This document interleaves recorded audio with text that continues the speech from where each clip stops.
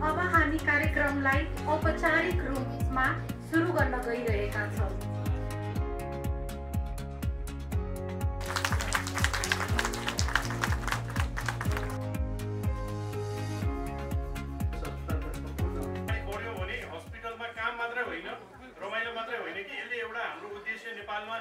नेपालीको क्यान्सर उपचार नेपालमा नै र हाम्रो हस्पिटलमै हुने र बिरामीहरूलाई पनि सधैँको लागि एकदमै उत्कृष्ट चाहिँ हामीले सेवा दिएर निदान गर्न सक्छौँ भन्ने यो मेरो विचारमा यो ऊर्जा हामीलाई आज प्राप्त भएको छ। भन्नुभएका कुरा मात्र म यहाँ सुनाउन उपस्थित भएका छौँ। अस्पतालको आर्थिक वार्षिक उत्सवको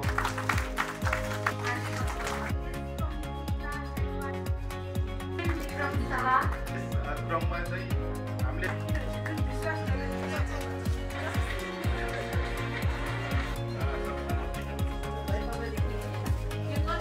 एकदम धेरै धन्यवाद दिन चाहन्छु। हृदयदेखि नै एकदम धेरै थ्याङ्क यू वेलकम हामी।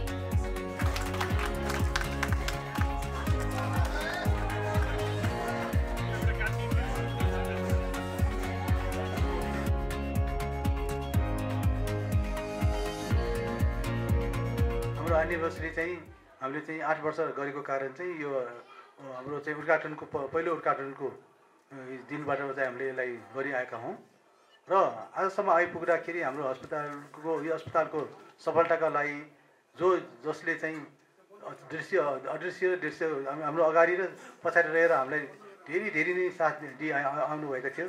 उहाँहरूलाई आजको दिनमा म यहाँ बसेर उहाँलाई एकदम मैले हृदयदेखि धन्यवाद दिन चाहन्छु। किनभने यो अस्पतालको सुरुवात त्यसै सजिलोसँग भएको थिएन।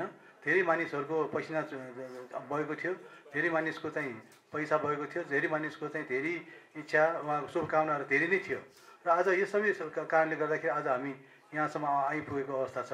यस कारणलाई यस खालको चाहिँ यो हाम्रो अस्पतालको चाहिँ यो 8 वर्ष आइपुग्दा पनि हामीले एउटा नेपालमा नै एउटा नमुनाको क्यान्सर अस्पतालको रूपमा एउटा स्थापना गरिकन हामीले सेवा मात्र दिइआएको छैनौँ।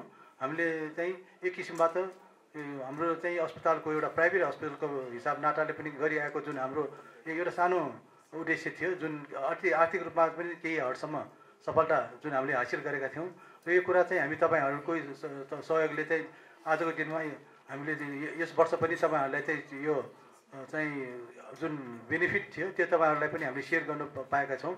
यो पनि एउटा तपाईँहरू सबैको चाहिँ एउटा एकदम चाहिँ जुन मेनबाट नै सफल भएका हौँ र म के चाहन्छु भने यस्तै खालको हर्षोल्लास जसको हामीले चाहिँ यसरी हामीले चाहिँ एकदम खुसीको वातावरणको साथ सबै मिलेर यो एनिभर्सरी हामीले हरेक वर्ष मनाएका छौँ।